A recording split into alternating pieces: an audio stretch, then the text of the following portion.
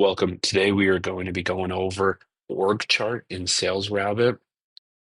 The org chart is extremely important. It's one of the first things you need to set up as an admin in SalesRabbit, so that way you have success moving forward.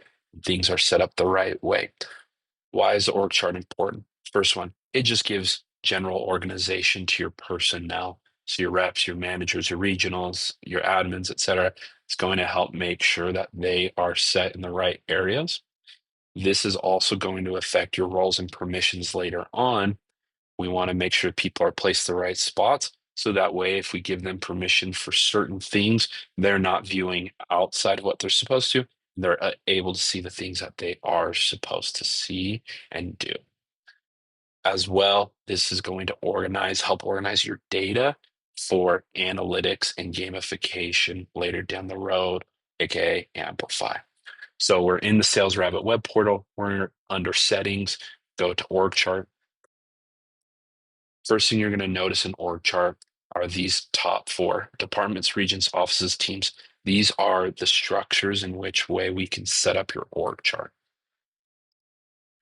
First one is departments. You're noticing we have roofing and solar here.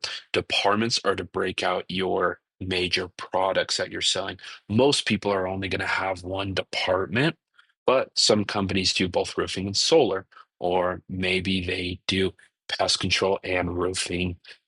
This is to just separate your different departments out of what you're selling. The next piece is going to be regions. Regions typically are the state that you're in. So California, Florida, Texas, Utah, these are your regions. Some companies, as you grow into that larger, more enterprise stage, regions could take up multiple states, but it should be the overarching location of where you are.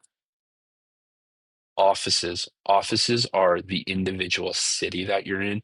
Typically, we want to select the biggest city you're nearby, but sometimes it's where your office is located. So Austin, Dallas, Miami, San Francisco, Orlando, Salt Lake, right?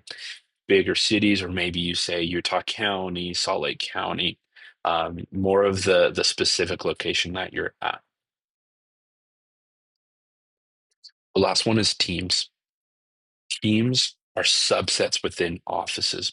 So as you grow to a point in your structure or in your organization and your office is starting to get big, 15, 20, 25, 30 users, you're going to get to a point where you're going to hire team leads to be managing these offices.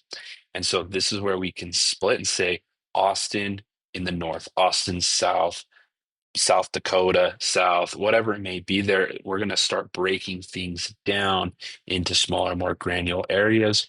Again, this is going to help play into the roles and the permissions. The last thing to show is creating a new department, region, office, work team. Up here in the top right, we're going to choose a new. Right now, we're selected as a team. We can choose, so let's say office, and then it's going to give us all the regions that we could associate this with. If I go to region, you're going to see it's going to give me the departments that I can associate with. So how it works is that you have your department at the top, regions fold into departments, offices fold into regions, teams fold into offices. And so they're all attached together. So make sure that you pay attention to, if you're building a region, you're selecting the right department. If you're building office, you're putting the right region associated with it. So we'll build a new office really quick, and we're going to name it. We're going to name it Los Angeles. And then that should go under, if we had a California one, we're just going to put it under Texas roofing.